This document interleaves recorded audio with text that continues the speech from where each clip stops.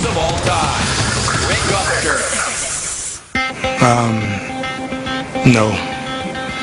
That's it. Even though he may not pass the Sayers test, Rick Upchurch exploded onto the scene in the mid-1970s by tying the record for the most punt return touchdowns in a season with 4 in just his second year. Good returners don't run east and west, they run north and south, and Rick was one of those guys. Rick Upchurch was unbelievable. Week in and week out, he's worth the ticket price. I just remember liking his name, watching him play. I think Rick Upchurch had a real knack to get in the open and had the speed to do it. If you had your druthers, you wouldn't kick the ball to Rick. You'd kick it away from him. The good coverage teams, that's what they do. They don't kick to him and see how good they are. They kick away from him and see if he can still handle it. Upchurch spent much of the middle part of his career primarily as a wide receiver.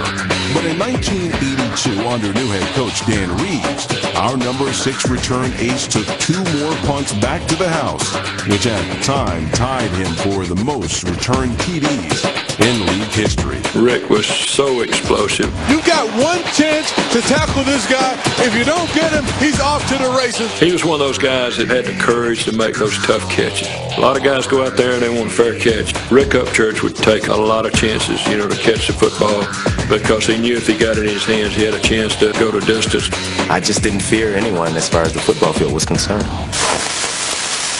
Our number 6 return ace also held a special place in the hearts of his team's biggest rival. Rick Upchurch was so slippery, so fast, and also had a big mouth, and he would drive you crazy.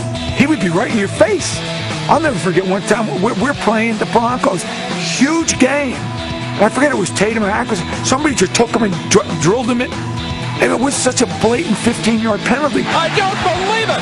What was he thinking? They couldn't stand him anymore. So Upchurch won the battle. He won it with his mouth. Because of the altitude, some people swore when Upchurch was returning kicks, he was toying with them like a cat and a mouse just to watch them run out of gas at Mile High Stadium. But that wasn't the only advantage the Mile High air gave him. I almost have to dock some points from Rick Upchurch because he played in Denver, where the air is a little bit thinner. I think it's a little easier to catch punch when you have hang time. And we got a guy named Ray Guy that just loved to kick the ball a million miles. So Rick would have, maybe 15 yards to work with. We're usually at about 5. That's a subtlety of the return game, but I dock a point or 2 from Rick Upchurch just because he played in Denver. Keep going, baby! Don't run out of gas! I'm sure that helped a little bit, but I think Upchurch with his talent and his speed could make that work in almost any NFL stadium. This guy is just simply amazing. He was clearly ahead of the game in terms of when he was playing and for years afterwards. He was still somebody that you would look to as a prototype.